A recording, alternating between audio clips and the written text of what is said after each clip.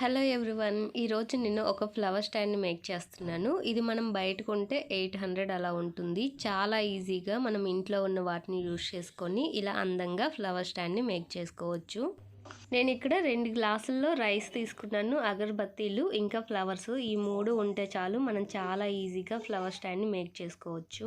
నేను ఒక ఫ్లవర్ స్టాండ్కి 10 to 15 ఫ్లవర్స్ వరకు యూజ్ చేశానండి. మనము సింగిల్ కలర్లో అయినా చేసుకోవచ్చు, లేదంటే 2-3 కలర్స్ ఫ్లవర్స్ తీసుకొని అయినా ఫ్లవర్ స్టాండ్ని మేక్ చేసుకోవచ్చు. ఎలా ప్రిపేర్ చేసుకున్నా చాలా అందంగా ఉంటుంది.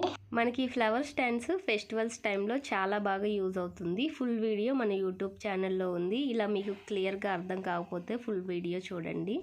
అగరబత్తీలకి కింద షార్ప్ ఎడ్జ్ ఉంటుంది కదా, దానికి ఈ విధంగా ఒక్కొక్కటిగా స్టిక్ చేసుకోవాలి ఫ్లవర్స్ని. చామంతి ఫ్లవర్స్ నేను ఇక్కడ యూజ్ చేస్తున్నానండి. మీకు నచ్చిన కలర్స్ని మీరు యూజ్ చేసి ఫ్లవర్ స్టాండ్ని మేక్ చేసుకోవచ్చు. అలానే మన సాంప్రదాయ పద్ధతిలో పిండి గణేశుని